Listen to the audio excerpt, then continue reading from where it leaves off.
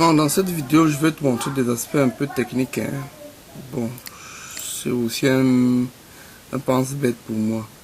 Donc, quand tu es dans les pages, là, tu viens suggérer les pages, n'est-ce pas? Quand tu viens suggérer les pages, ça va t'ouvrir l'interface ici. Quand j'ai l'interface ici, là, j'ai la petite roue ici qui me permet de modifier le code source de la page. Maintenant, quand ça va charger, quand ça charge le code source de la page comme ceci, je viens maintenant ici. Je sais que sur ta page home, par exemple, tu as ça entrant, le copie non. Je viens dans le code source là, je fais rechercher CTRL F. Donc je colle ça. Je sais que ça va m'afficher on appelle ça les balises, non, la balise qui contient ce truc là. En fait, ce que je cherche, c'est la ligne ici, qui est la classe qui permet de, qui est une classe JavaScript. Bon, je t'avoue que chez nous, on n'a pas vraiment d'experts JavaScript, donc ce que je te montre aussi, je suis pas sûr que même mes petits savent le faire. Donc c'est du HTML, mais c'est pas compliqué quoi. Donc ça peut t'aider à faire des choses peut-être plus pointues si jamais tu veux faire des choses un peu pointues. Maintenant, ensuite, je viens sur ma page. Je vais venir maintenant ici, éditer HTML et CSS.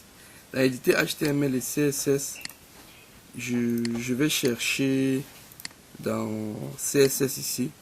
Bon, là, je sais pas si j'avais déjà cherché. Je vais chercher la classe là. Si je colle là, tu vois, ça ne me donne rien.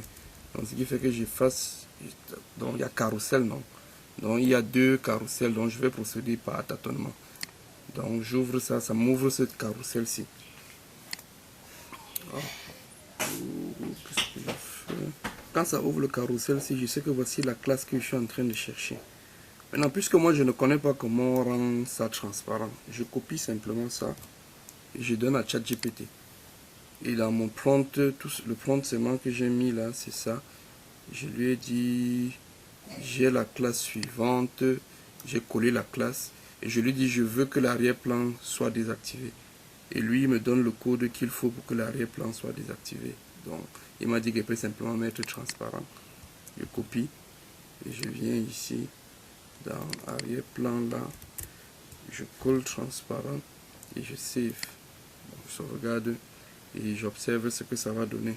Bon, là, je le fais en direct et si ça ne marche pas, bon, je teste autre chose, quoi.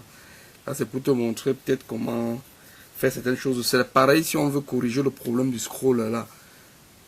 Mais c'est un petit peu plus technique. Mais bon, disons que s'il y a du temps, on guette ça dans la même forme, quoi. Comme tu vois, ça a fait effet. Et maintenant,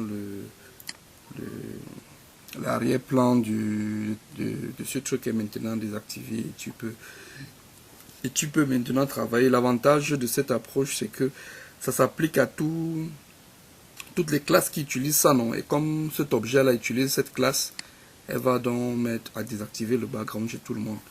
Si j'ai un peu de temps en journée là, je vais essayer de voir. Mais pour l'écran tactile là, le scroll là, ça peut être un peu plus compliqué parce que il y a une interopérabilité avec le matériel là. C'est ça qui m'embête un peu. Ok, merci.